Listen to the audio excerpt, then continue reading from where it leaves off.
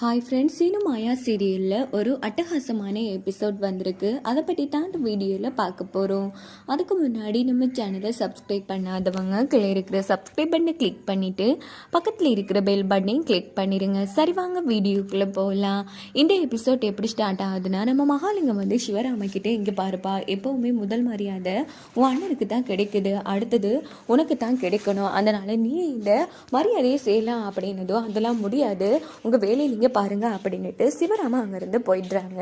இந்த பக்கம் பார்த்தோன்னா பார்வதி கிட்டே இங்கே பாருமா, உன் மாப்பிள்ளை எப்போவும் ரகுராம் சம்பாத்தியத்திலே வாழணும்னு அவர் பின்னாடியே வாழ் பிடிச்சிட்டு இருக்காரு, நீ தான் பார்த்து சூதானமாக நடந்துக்கணும் அப்படின்னதும் பார்வதியும் சரின்னு சொல்லிட்டு வந்துடுறாங்க. இங்கே பார்த்தோன்னா அன்னைக்கு காலையில் மாயா வந்து ஃப்ரெஷ் ஆகிட்டு காஃபி எடுத்துகிட்டு வந்து கண்ணாடியை பார்க்குறாங்க. மாயா வந்து சீனு பைக்கில் ஏற்றிட்டு போயிருப்பாங்க இல்லையா, அதை வந்து நினச்சி பார்த்துட்டு எப்படிலாம் இன்னும் பைக்கில் கூட்டிகிட்டு போவான், இப்போது இந்த காஃபி கொண்டு சீனுவை எழுப்புறதும் ஒரு குஜாலா தான் இருக்குது அப்படின்னு நம்ம மாயா வந்து ரொம்ப சந்தோஷப்படுறாங்க. அப்போது சீனுவுக்கு காஃபி கொடுக்கலான்னு வரும்போது சரியா பத்மா வந்துடுறாங்க. ஏய், என் பிள்ளைக்கு காஃபி கொடுக்க எனக்கு தெரியும், நீ என்னடி இங்கே பண்ணிகிட்ருக்க, நீ எல்லாம் கொடுக்கணும்னு அவசியம் கிடையாது, இங்கிறது கிளம்பு அப்படின்னு சொன்னதும் மாயாவும் இருங்க உங்களுக்கு என்ன வேலை பண்ணுறேன்னு பாருங்க அப்படின்னு சொல்லிட்டு அவங்க என்ன பண்ணுறாங்கன்னா, பத்மா போனதுக்கு அப்புறமா நேராக லிப்ஸ்டிக் எடுத்து நம்ம சீனோட கணத்தில் முத்தம் கொடுத்த மாதிரி மார்க் போட்டுடுறாங்க.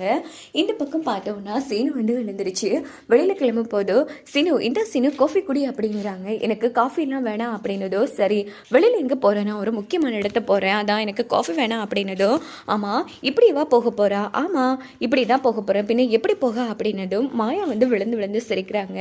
ஸோ அந்த கணத்தில் வந்து முத்தம் கொடுத்த மாதிரி இருக்குது. அதோடய வந்து சீனு வெளியில் போகிறாங்க. இங்கே பார்த்தோன்னா வீட்டுக்கு வெளியில் வந்ததும் ரூமை விட்டு வெளியில் வந்ததும் நேராக ஜானகிட்ட போய் அதை ஒரு காஃபி கொடுங்க அப்படின்னதும் நம்ம சீனோட கண்ணத்தை பார்த்து ஜானகி வந்து வெக்கப்பட்டு சிரிக்கிறாங்க. என்ன இது காஃபி தானே கேட்டேன், இப்படி சிரிக்காங்களே அப்படின்னுட்டு பார்வதி அத்தை நீங்களாச்சு எனக்கு ஒரு காஃபி கொடுங்க அப்படின்னதும், டேய் அந்த மாயா கூட வாழ மாட்டா அப்படி இப்படின்னு பேசிட்டு இந்த அளவுக்கு வந்துட்டா அப்படின்னு கேட்டதும், என்ன இவங்க இப்படி பேசுகிறாங்களே அப்படின்னுட்டு நேராக நம்ம மணிக்கு வந்து குட் மார்னிங் அப்பா அப்படின்னு சொல்கிறாங்க. டேய் சீனு பரவாயில்லடா, நடத்து இது உனக்கு தான் குட் மார்னிங், எனக்கு பேட் மார்னிங் தான், எப்போ பார்த்தாலும் அம்மா என்ன திட்டி தான் இருக்கா அப்படின்னதும் இனி ஒரு சம்மந்தம் இல்லாமலே பேசுகிறாரு அப்படின்னு யோசிக்கிறாங்க. இது எல்லாத்தையும் பார்த்து மயா வந்து சிரிச்சிட்டு இருக்காங்க. அப்படின்னு பார்த்து நம்ம பத்மா வராங்க. டே சீனு என்னடா இதெல்லாம் பெருசாக அவங்க கூட சேர்ந்து வாழ மாட்டான் அது இதுன்னு சொல்லிட்டு என்னடா பண்ணி வச்சிருக்கா அப்படின்னு அடிக்கலான்னு போகிறாங்க. உடனே மணி வந்து தடுத்து நிறுத்துறாங்க. இப்போ எதுக்கு என் பிள்ளைய போட்டு திட்டிட்டு இருக்கா அப்படின்னதும்,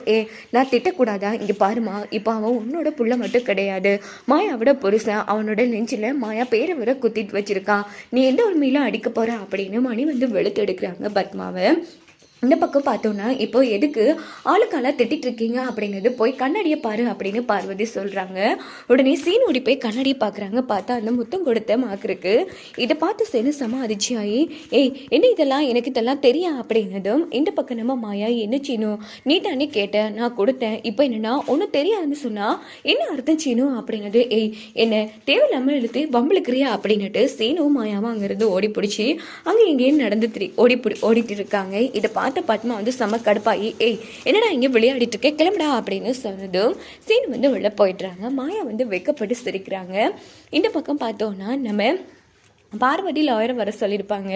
என்ன விஷயமா வந்திருக்கீங்க அப்படின்னு ரகுராம் கேட்டது, நான் தான் வர சொன்னேன், இந்த ஊருக்குள்ளே என் புருஷனுக்கண்டு எந்த ஒரு மரியாதையே கிடையாது, அதனால அவருக்குன்னு ஒரு தனி மரியாதை கௌரவம் கிடைக்கணும்னா நீங்கள் இந்த வீட்டோட சொத்தை பிரிச்சே ஆகணும், எங்களுக்கு அனுப்பாங்க, எழுதி கொடுத்துருங்க அப்படின்னதும் எல்லாரும் செம அதிர்ச்சி ஆகிறாங்க. ஏய் பார்வதி என்ன பேசிட்டு இருக்க, எல்லாம் புரிஞ்சுதான் பேசிட்டு இருக்கியா அப்படின்னு நம்ம சிவா வந்து பார்வதியை வந்து திட்டுறாங்க. ஆமாம் நான் எல்லாம் புரிஞ்சு தெரிஞ்சுதான் பேசிட்டு இருக்கேன், நான் முடிவெடுத்துட்டேன், நம்ம சொத்தை பிரிச்சுட்டு தனி கொடுத்து போகிறது தான் நமக்கும் நல்லம், நம்மளோட மரியாதைக்கும் நல்லம் அப்படின்னதும் சிவா வந்து அடிக்கலான்னு போகிறாங்க.